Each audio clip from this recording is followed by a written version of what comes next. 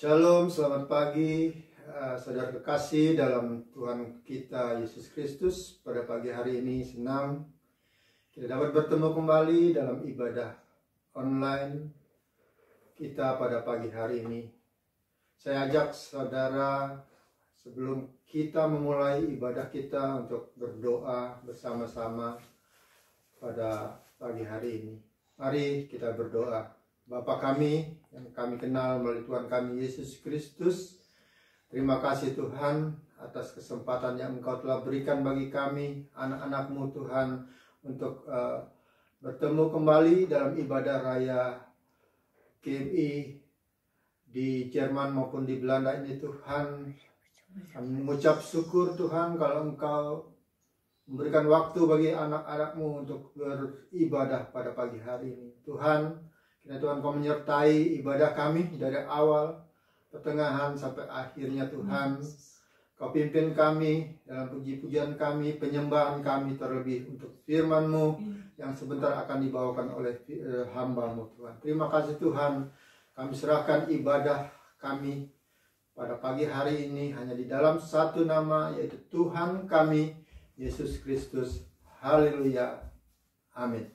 Mari kita menaikkan syukur kita kepada Tuhan. Kita mau menyembah Dia, kita mau puji Dia dengan satu pujian yang mengatakan, ku naikkan syukur hanya bagi padamu Tuhan.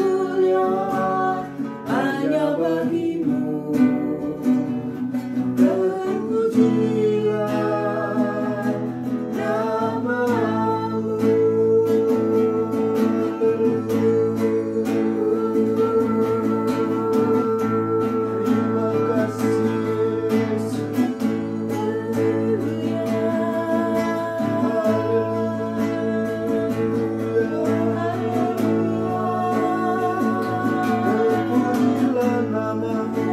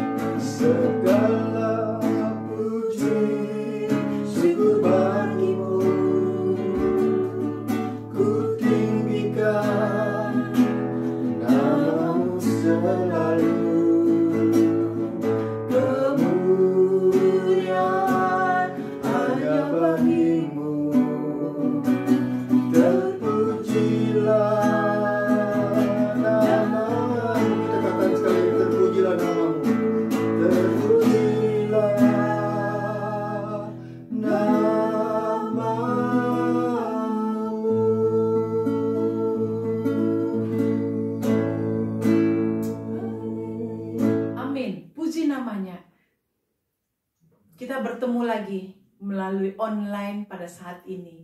Dan tapi kita percaya, kita bertemu dengan kasih-Nya, kita akan dipertemukan, kita akan memuji dan memuliakan nama Tuhan pada pagi hari ini.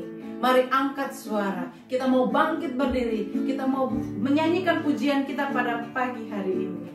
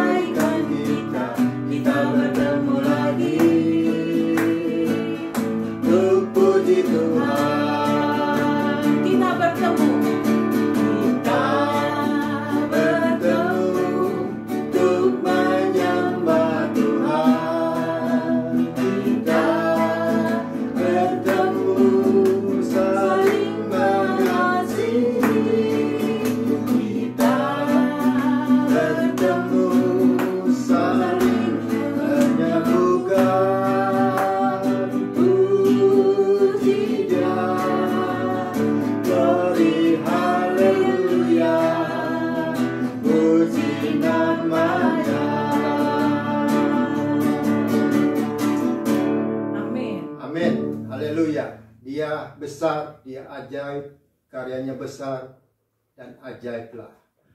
Untuk itu layaklah kita sebagai anak-anaknya dan segala bangsa untuk sujud menyembah kepadanya.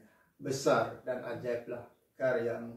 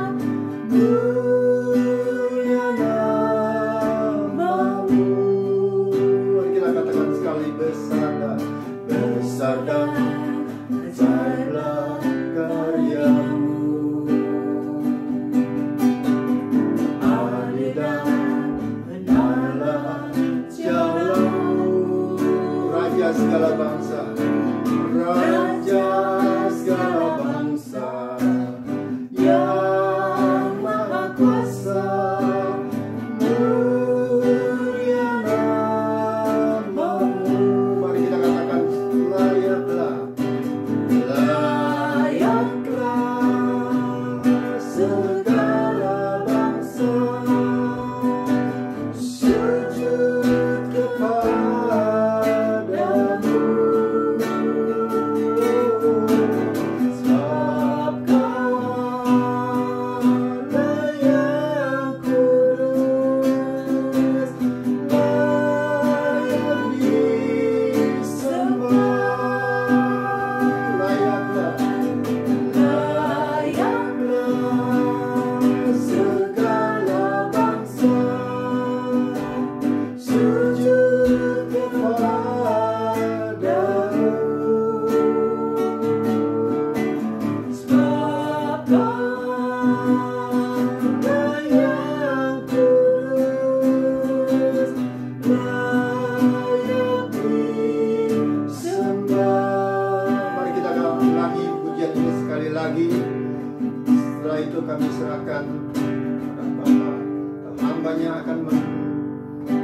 firman Tuhan pada pagi hari ini. Mari kita nyanyikan kembali pujian ini. Besar dan ajaiblah karyamu, adil dan benarlah jalanmu, Raja segala bangsa yang maha kuasa,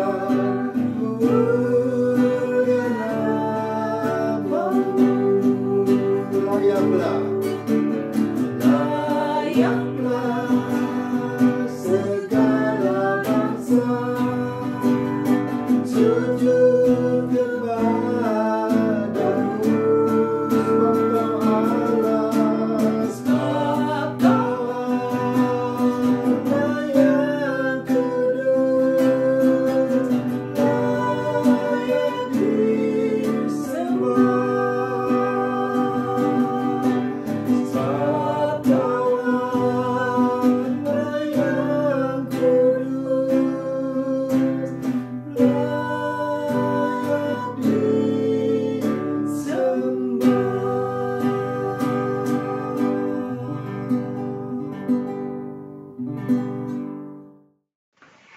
Shalom, puji Tuhan. Mengucap syukur kalau kita bisa berkesempatan untuk beribadah sekali lagi. Dan saya mengucapkan selamat tahun baru, mumpung masih Januari ya. Selamat tahun baru. Memasuki tahun yang baru ini, kita punya tema yang baru.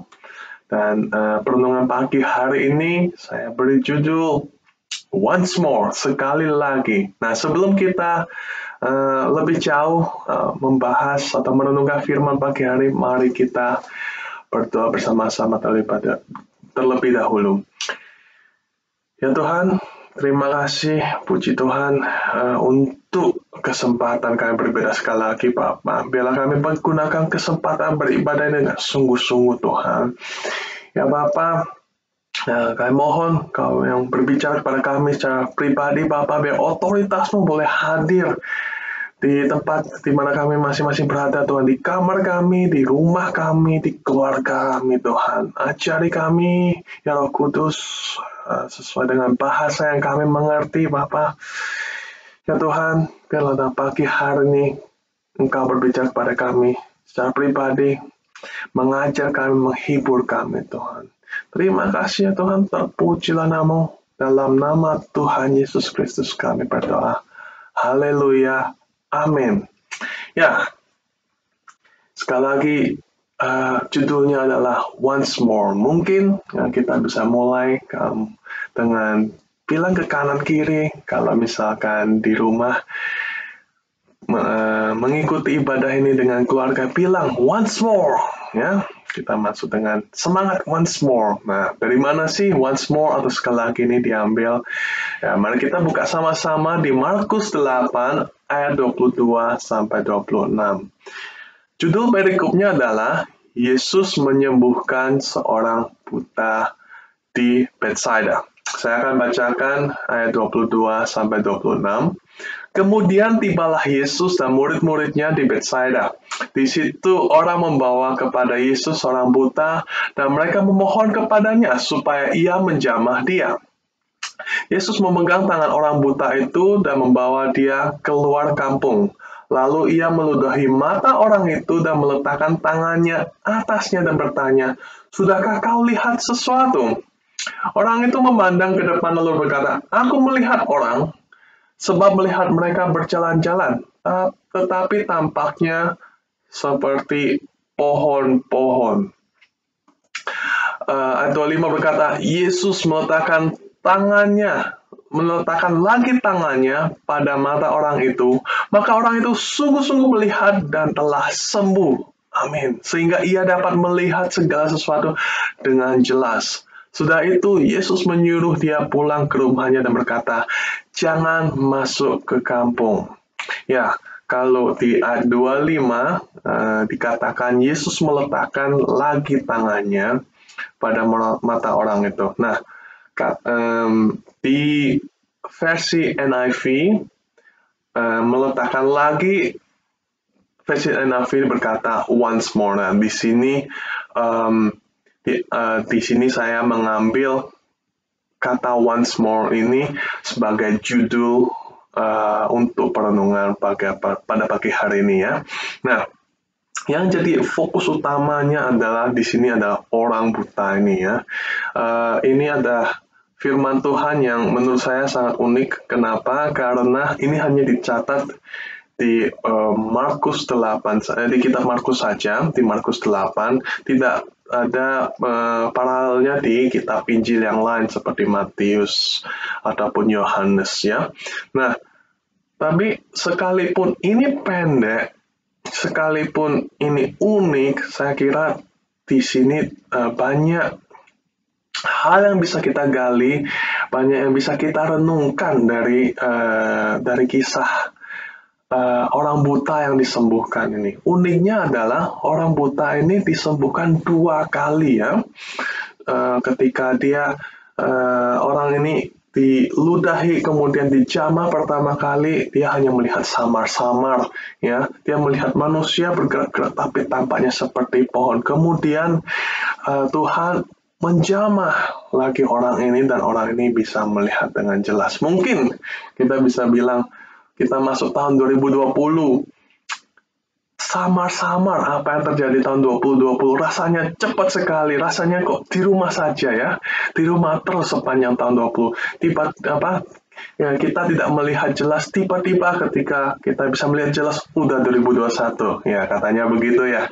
Nah, tapi itu tadi itu hanya bercandaan. Kita akan masuk perenungan tentang orang buta ini, orang yang Tuhan sembuhkan. Biarlah kita pelajari, renungkan, dan kita bawa untuk hidup kita. Oke? Nah, perenungan pertama tentang mengenai orang buta, kalau diperhatikan di ayat 22 dikatakan bahwa dibawa orang kepada Tuhan Yesus untuk dijamah, gitu ya. Nah, di bahasa Indonesianya cuman dibilang dibawa orang, tapi ketika kita baca atau bandingkan dengan terjemahan lain, orang di sini banyak ya, bukan satu orang membawa orang buta ini sendirian saja membawa orang buta ini, tapi saya bisa membayangkan mungkin satu desa ataupun sekelompok orang ini membawa orang buta ini kepada Tuhan. Nah, saya merenungkan kenapa ke orang buta ini harus dibawa sama orang gitu. Mungkin yang pertama adalah mungkin orang ini tidak mengenal Tuhan. Dia tidak mengenal siapa Tuhan. Kenapa? Karena ada di kisah lain ada orang buta yang berseru-seru mencari perhatian Tuhan. Nah, untuk orang buta yang di Markus 8 ini kemungkinan besar dia mungkin tidak pernah mendengar siapa itu Tuhan Yesus gitu. Nah, puji Tuhan ada orang-orang di sekitarnya yang mengenal Tuhan Yesus yang membawa orang ini kepada Tuhan. Yang kedua, mungkin ya, sebenarnya orang ini kenal atau pernah mendengar mukjizat-mukjizat yang dilakukan oleh Tuhan Yesus yang luar biasa. Tapi karena dia buta, dia tidak tahu di mana ada Tuhan Yesus gitu. Bagaimana cara membawa dirinya ke Tuhan Yesus untuk disembuhkan gitu. Jadi dia minta tolong orang lain untuk membawa dia ke Tuhan Yesus sehingga dia dijamah. Tapi apapun alasannya, apapun situasi orang itu, orang buta ini diterima sama Tuhan, lalu dipegang tangannya dan dibawa keluar dari desa itu. Nah, yang saya renungkan adalah kalau kita bisa bandingkan orang buta ini bisa dibandingkan dengan orang-orang yang saat ini belum mengenal Tuhan. Ataupun ada orang-orang yang mau mencari Tuhan tapi tidak tahu mencari di mana mencari Tuhannya gitu. Ya. Buat saya Markus 8 ini adalah janji ya buat setiap orang yang mencari Dia, buat setiap orang yang kita bawa ya kepada Tuhan. Mungkin orang yang tidak mengenal Tuhan, kita bawa kepada Tuhan. Tuhan akan pegang tangan orang itu dan Tuhan akan bawa ya. Dan matanya orang itu dipulihkan sehingga bisa melihat dengan jelas, yaitu melihat Tuhan Yesus, mengenal sendiri, melihat sendiri siapa itu Tuhan Yesus ya. Rekan saya Pak Indra yang renungan sebelumnya berkata tentang tahun kasih karunia ya di satu renungannya. Ya, buat saya juga setuju, inilah ke tahun kasih karunia di mana orang buta, yaitu orang yang belum mengenal Tuhan ataupun orang yang mau mencari Tuhan, dipegang tangannya dan diperkenalkan secara pribadi oleh Tuhan sendiri. Sehingga kita semua melihat dengan jelas, mengenal dengan jelas siapa itu Tuhan. Nah, itu perenungan pertama mengenai siapa orang buta. Yang berikutnya, orang buta. Ya, saya membayangkan atau merenungkan orang buta itu seperti orang sakit ya. Tahun 2020, kita berfokus atau tema utama tahun 2020 yang kita akan kenang adalah ada pandemi COVID ya, ada pandemi virus corona. Tapi yang seringkali mungkin terlewatnya, terlupakan adalah ada orang-orang yang sakit yang lainnya. Ya, ada orang sakit karena virus corona, tapi tidak sedikit juga orang sakit yang lain, mungkin cancer, mungkin sakit yang lain ya. Dan kalau di situasi di Belanda, banyak sekali operasi atau penanganan orang sakit yang lain yang harus ditunda. Kenapa? Karena rumah sakit, dokter, suster, mereka semua berfokus pada penanganan virus COVID ini, virus corona ini. Ya, tapi Tuhan itu tidak melupakan orang sakit. Ya. Di kisah Markus 8 ini,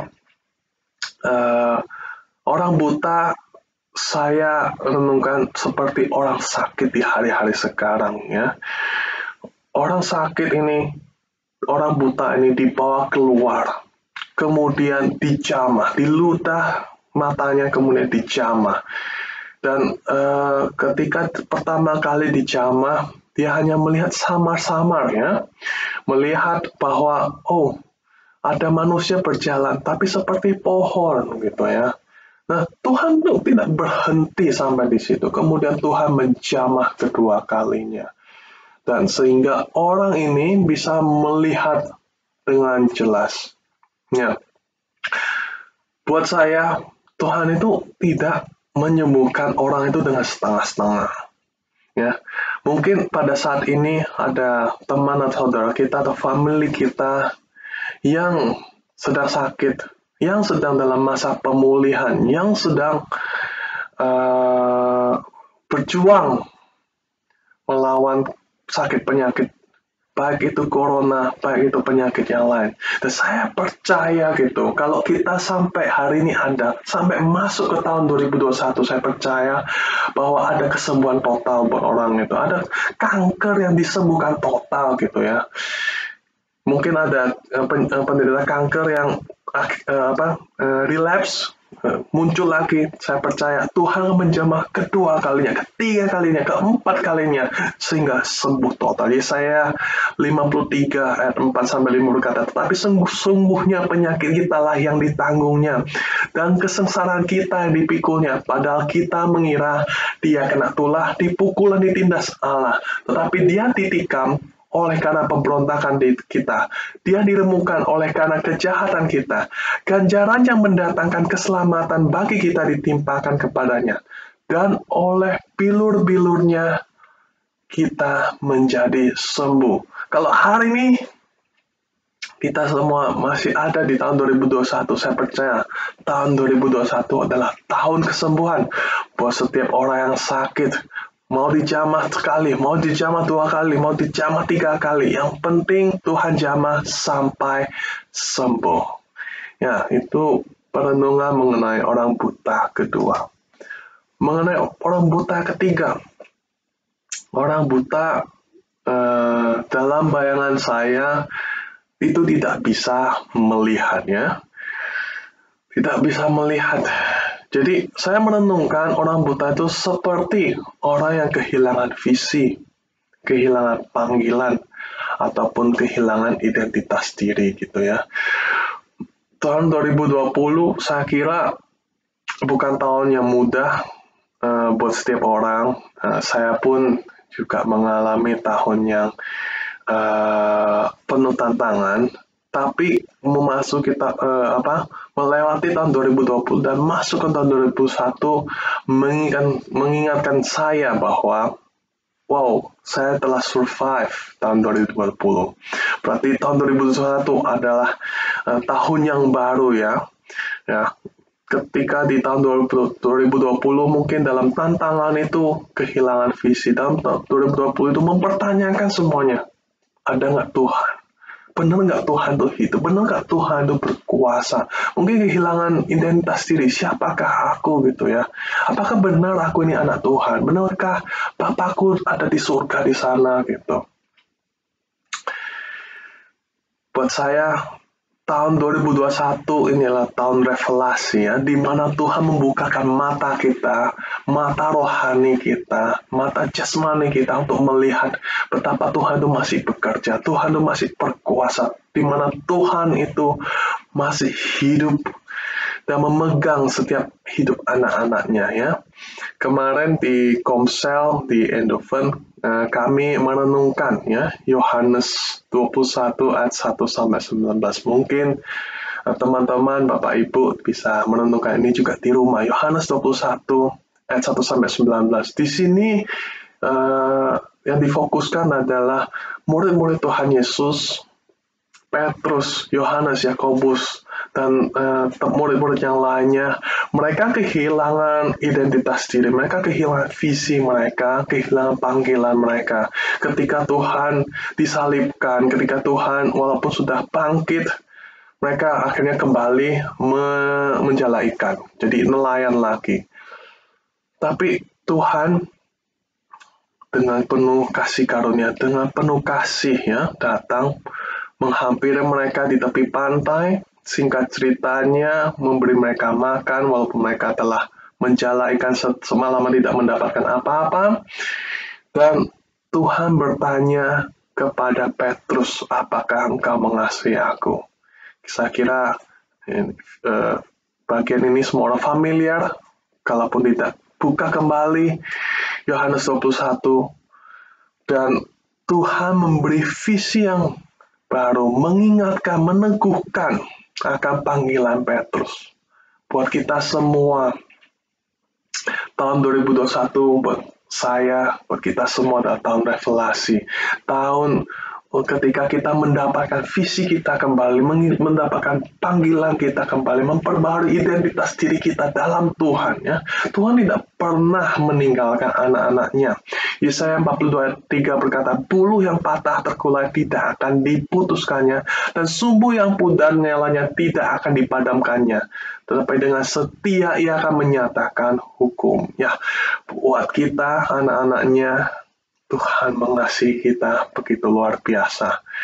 Ya, tahun 2021, tahun revelasi, kita akan mendapat revelasi yang baru ya. Mendapatkan peneguhan akan panggilan kita tentang identitas diri kita. Oke, itu adalah renungan mengenai orang buta yang ketiga. Yang keempat, orang buta ini seperti orang kehilangan. Nah, saya bayangkan ya, begini, di ayat 24 ketika Tuhan bertanya, apakah kamu bisa melihat dengan jelas? Orang buta ini berkata, aku melihat orang seperti pohon ya, orang pohon. Saya membayangkan kalau seandainya saat itu adalah pertama kali dia bisa melihat, bagaimana dia bisa tahu objek yang dilihatnya adalah sebuah orang atau sebuah pohon ya, ataupun binatang atau objek yang lain gitu. Tapi dengan dia bisa bilang, oh itu seperti orang berjalan atau seperti pohon, ya. Buat saya itu berkata, oh mungkin orang ini pernah bisa melihat. Kemudian dia kehilangan penglihatan itu tadi. Ya. Nah, tahun 2020 mungkin kita kehilangan banyak, mungkin kehilangan family, mungkin kita kehilangan orang terdekat kita, mungkin kita kehilangan pekerjaan, kehilangan material yang lain gitu. Saya sendiri juga kehilangan tante saya, dia meninggal bukan karena corona tapi oleh karena yang lain. Nah, tahun 2020 sudah lewat, kita masuk tahun 2021. Saya percaya inilah tahun pemulihan. Apa yang terhilang, apa yang tercuri, ya Tuhan gantikan seperti Ayub ya. Tuhan akan pulihkan, terutama mungkin yang kehilangan pekerjaan, tempat kerjanya tutup atau pengurangan karyawan karena bisnis terkena dampak corona. Saya percaya ada pemulihan buat kita semua. Mungkin ada pekerjaan yang baru, mungkin bisnis yang baru, mungkin posisi yang baru, mungkin di tempat yang baru, kita tidak tahu. Tuhan punya kasih karunia masing-masing untuk setiap pribadi. Tapi saya percaya, seperti orang buta yang tadinya bisa melihat, kemudian kehilangan penglihatannya, akan dipulihkan. Mungkin perlu sekali, mungkin perlu 2 kali, tapi yang pasti tahun 2021 Tuhan memulihkan. Mungkin kehilangan hubungan, relasi dengan orang. Saya tidak tahu apakah itu juga, tapi saya percaya ada pemulihan hubungan sehingga hubungan itu kembali. Ada perbaikan hubungan. Ya, biar ada kasih karunia menjamah buat kita semua. Nah, lanjut ke perenungan kelima tentang orang buta ya. Di ayat 24 maksud saya, berkata, aku melihat orang sebab melihat mereka berjalan-jalan, tapi tampaknya seperti pohon-pohon. Jadi sebenarnya yang dia lihat adalah manusia atau pohon gitu ya. Nah kemudian Tuhan bertanya, apakah kamu bisa melihat gitu kan? Ya, saya berpikir atau merenungkan mengenai orang buta ini. Sebenarnya orang buta ini di ayat 24 ini tidak jelas dia menjawabnya. Dia melihatnya juga tidak jelas gitu ya. Ya, mungkin di tahun-tahun sebelumnya atau di tahun lalu kita semua pernah berkompromi dengan dosa. Mungkin ragu-ragu, mungkin setengah-setengah, mungkin tidak jelas. Tidak memegang teguh bahwa kita itu anaknya gitu. Nah, tahun 2020 telah lewat. Bagaimana kalau kita masuk tahun 2021 dengan lebih teguh lagi? Ya, di ayat 25 seperti yang tadi di awal saya berkata, versi NIV berkata, once more, ayo sekali lagi. Katakan kiri kanan, sekali lagi, kalaupun sendirian di rumah, berkata atau sekali lagi, ya. Kita nggak bisa memutar waktu ke belakang, kita nggak bisa mengubah apa yang telah kita lakukan di tahun 2020 gitu. Atau bagaimana sikap hati kita tahun 2020. Tapi ketika kita masih ada saat ini di tahun 2021, itu berkata kepada saya dan kita semua bahwa ayo, masih ada kasih karunia, masih ada kesempatan. Yang lalu yang mungkin kita ragu-ragu, tidak jelas, yang setengah-setengah, yang berkompromi. Bagaimana kalau kita tahun ini, kita memulai tahun baru, mencoba sepanjang tahun ke depan dan seterusnya, untuk berpegang teguh sama Tuhan, untuk sungguh-sungguh sama Tuhan. Inilah tema kita untuk tahun 2021, menjadi gereja semakin siap sedia dan semakin teguh. Ini diambil dari Lukas 12 ayat 40. Saya bacakan, hendaklah kamu juga siap sedia, karena anak manusia datang pada saat yang tidak kamu sangkakan. Ya, kita tidak tahu kapan Tuhan akan datang. Mungkin detik ini setelah kita mendengar firman perenungan pagi hari ini, atau mungkin besok, bulan depan, tahun depan, kita tidak tahu. Tapi yang pasti, ayo kita siap sedia, ya. 2 Petrus 1 ayat 10 berkata, karena itu saudara-saudaraku, berusahalah sungguh-sungguh supaya panggilan dan pilihanmu makin teguh. Sebab jikalau kamu melakukannya, kamu tidak akan pernah tersandung. So, bagaimana? Kita memulai tahun yang baru, ayo kita pegang dengan sungguh-sungguh akan iman percaya kita, bukan dengan buta, tapi semakin kita giat, kita gali firman, kita baca firman, renungkan sampai dalam, bahkan seperti ayat yang pendek, seperti yang kita baca pagi ini, Markus 8, cuman 22 sampai 26, berapa ayat itu? 5 ayat. Tapi ketika kita renungkan sungguh-sungguh, ketika kita merenungkannya dalam bersama Tuhan, diajar Roh Kudus, pasti dapat sesuatu yang membekas, yang menjadi rema buat hati kita. Dan kita praktekkan dalam kehidupan sehari-hari. Ayo tahun 2021, kita menjadi semakin siap sedia dan semakin teguh, ya, berjalan bersama Tuhan. Ya, mari kita berdoa. Terima kasih Tuhan. Inilah perenungan firman kami pada saat ini Tuhan. Bila hamba-Mu selesai berbicara, tapi firman-Mu sendiri, biarlah Roh Kudus-Mu yang terus mengingatkan kami, yang terus menggali firman-Mu Bapa. Biarlah Bapa kami diingatkan sungguh-sungguh Bapa untuk hidup di hadapan-Mu, untuk berpegang teguh Bapa untuk iman kami. Ya Tuhan, ajari kami, Roh Kudus, ingatkan kami dalam setiap langkah kami. Terima kasih Tuhan, terpujilah nama-Mu. Dalam nama Tuhan Yesus Kristus kami berdoa. Haleluya. Amin. Ya. Tuhan memberkati.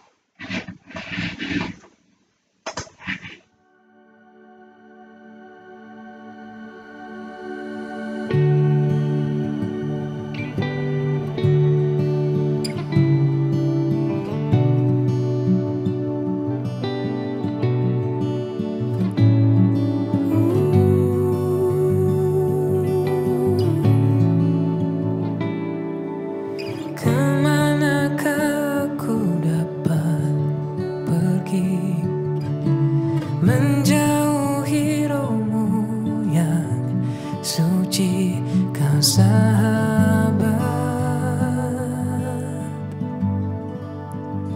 dan kau dekat.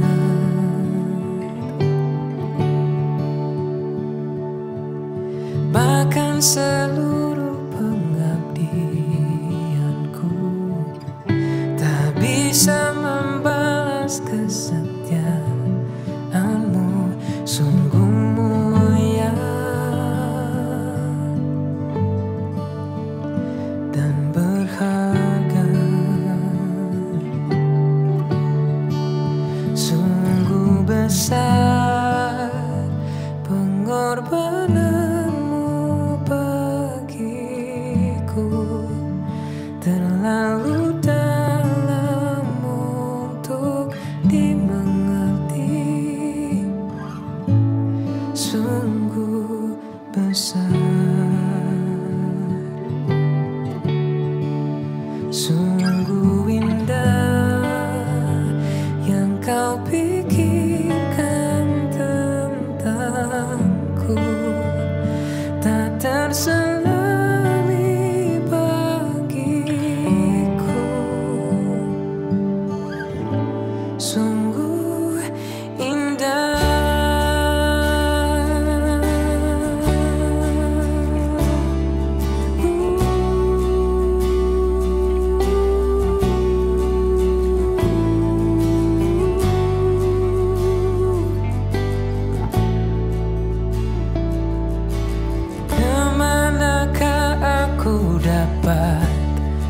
pergi menjauhi rohmu yang suci, kau sabar dan kau dekat.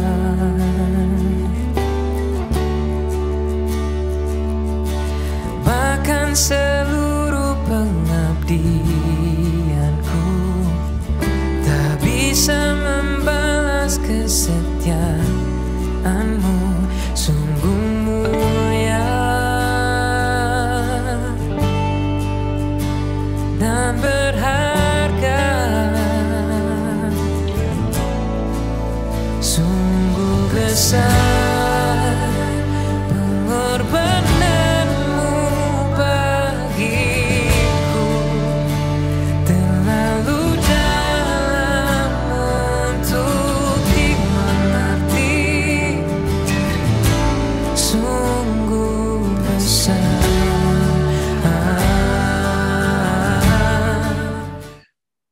Puji Tuhan, Bapak, Ibu-ibu, dan saudara-saudara yang dikasihi Tuhan. Kita mengucap syukur kalau Tuhan sudah boleh memimpin ibadah kita. Sebentar kita akan menutup dalam doa. Mari saya mengajak kita semua untuk bangkit berdiri walaupun ada di tempat kita masing-masing. Mari kita belajar untuk selalu menghormati Dia, beribadah dengan hormat dan takut. Mari saya mengajak kita semua boleh berdoa bersama untuk menutup ibadah hari ini. Tuhan Yesus, terima kasih kalau kami pada hari ini kembali boleh diberi kesempatan untuk memuji, menyembah Tuhan di dalam roh dan kebenaran. Engkau yang memberkati setiap kami yang sudah memuji Engkau dengan sungguh-sungguh di dalam keluarga, secara pribadi di tempat kami masing-masing dalam ibadah hari ini. Kau sudah boleh memberkati kami. Kami bersyukur untuk pemberitaan firman Tuhan yang sudah disampaikan tadi oleh Bapak PDP Ivan Sulaiman yang sudah membagikan firman-Mu ke tengah-tengah kami Tuhan. Untuk once more kami boleh sekali lagi Tuhan mengalami kuasa-Mu Tuhan. Banyak di antara kami yang barangkali yang dahulunya buta Tuhan. Kami tahu firman-Mu berkata orang buta tidak bisa membimbing orang buta. Karena itu Tuhan kami bersyukur kalau kami boleh mengenal Tuhan. Dan firman-Mu mengingatkan Tuhan. Engkau bisa mencelikan mata hati orang yang masih belum mengenal Tuhan. Pakai kami menjadi alat dalam tangan-Mu. Supaya kasih karunia yang sudah kami alami. Kami boleh bagikan kepada orang-orang di sekitar kami. Kepada keluarga, teman-teman kami Tuhan. Untuk boleh mengenalkan mereka kepada Tuhan supaya mereka pun boleh diubah sama seperti Tuhan sudah mengubah kami Tuhan. Mari Tuhan, di dunia ini banyak orang-orang yang kehilangan visi, kehilangan panggilan Tuhan, banyak orang juga yang kehilangan pengharapan, banyak orang yang bahkan berkompromi dengan dosa Tuhan. Bahkan mereka tidak siap sedia, bahkan tidak teguh karena kehilangan apa yang mereka butuhkan. Namun kami bersyukur punya Tuhan yang berkuasa, Tuhan yang dapat memulihkan. Karena itu Tuhan, mari kalau ada di antara kami juga yang hari ini boleh mendengar firman Tuhan dan hati mereka boleh dibukakan, mereka boleh diingatkan kembali Tuhan bahwa ada Engkau Tuhan yang berkuasa. Mari jamah setiap pribadi yang sudah mendengar firman-Mu di dalam nama Tuhan Yesus. Mari Engkau yang bekerja dalam kehidupan setiap jemaat-Mu Tuhan. Berkati Bapak PDP Ivan Sulaiman dengan seluruh keluarganya, supaya Engkau pakai hamba-Mu ini dengan semakin luar biasa. Mari Tuhan, kami juga berdoa untuk seluruh jemaat yang sudah boleh mendengarkan firman Tuhan. Kiranya Tuhan boleh memberkati, supaya firman-Mu tidak lalu begitu saja, tapi kami boleh taruh dalam hati kami yang paling baik, supaya kami boleh bukan hanya mendengar, tapi kami juga melakukan apa yang sudah kami dengar, supaya kami boleh kuat, kami boleh bertumbuh, makin hari makin menjadi dewasa dalam kerohanian kami. Bersyukur untuk semua ini Tuhan. Kami sebelum menutup, kami mau berdoa untuk bangsa dan negara kami Indonesia Tuhan. Berkati di Indonesia untuk Bapak Jokowi, Bapak Presiden Jokowi dengan wakilnya Bapak Maruf Amin, supaya mereka boleh memimpin bangsa kami dengan takut akan Tuhan, juga untuk pemerintah di orang-orang yang bekerja di pemerintah pusat ataupun di pemerintah daerah. Mari Tuhan, Engkau juga memberikan mereka hati yang sungguh-sungguh untuk boleh melakukan semua sesuai dengan rencana Tuhan. Para menteri juga Tuhan yang membantu Presiden, kiranya mereka boleh bekerja dengan sepenuh hati, khususnya di masa-masa yang tidak mudah ini, supaya mereka boleh menjadi contoh, mereka boleh membawa negara dan bangsa kami semakin takut akan Tuhan, semakin boleh mengikuti apa yang sudah digariskan oleh kebenaran firman Tuhan. Ya Tuhan, mari Engkau yang mengerjakan semua dalam kehidupan bangsa dan negara kami, juga untuk TNI, Polri Tuhan.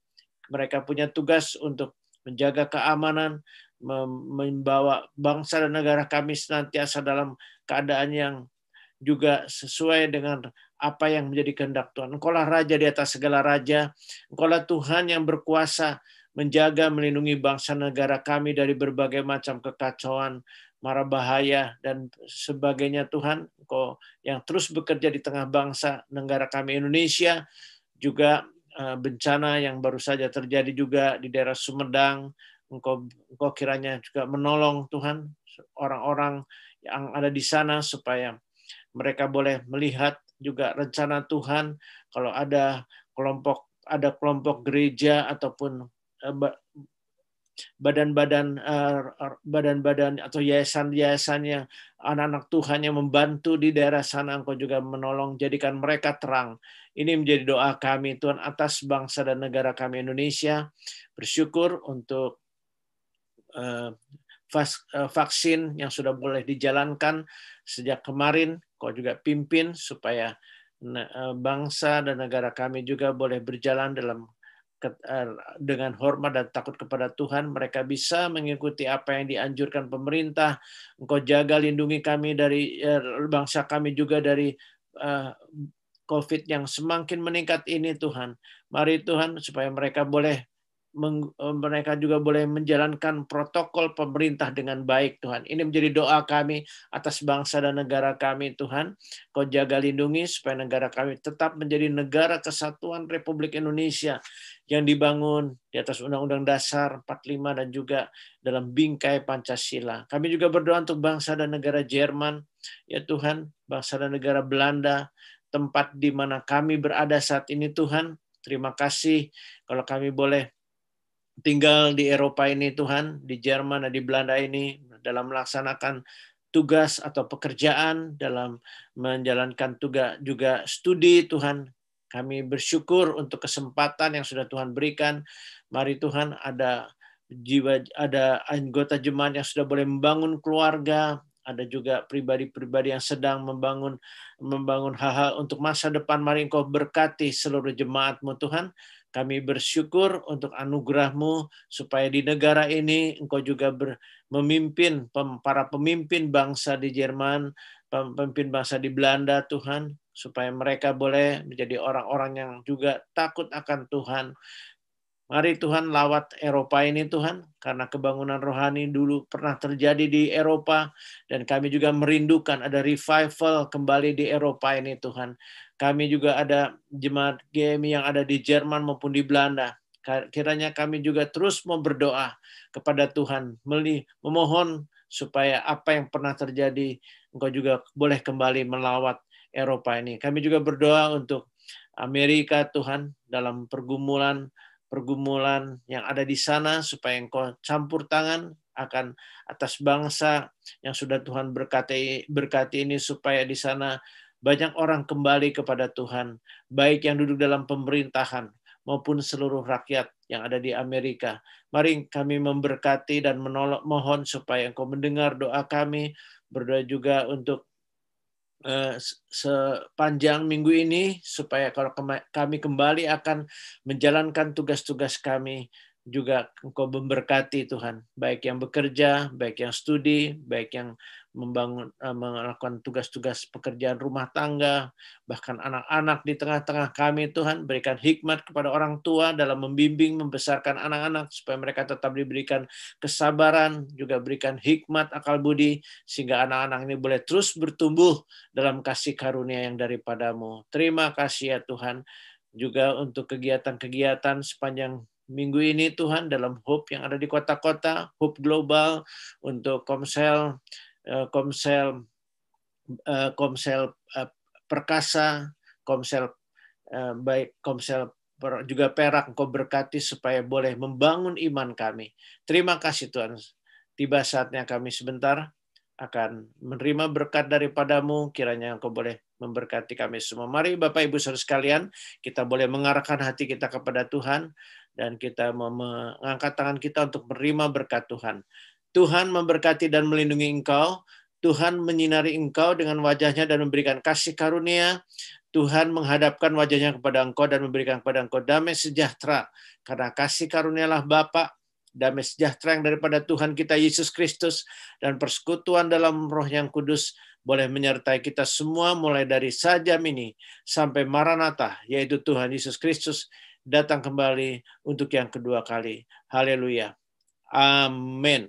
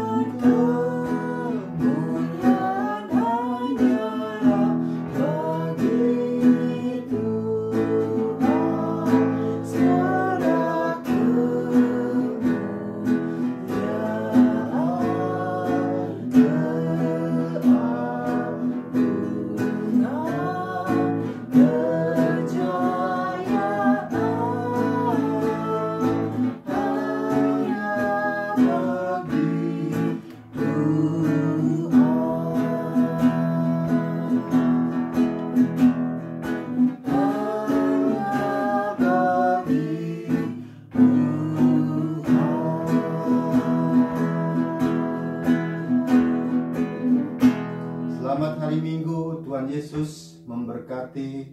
Amin.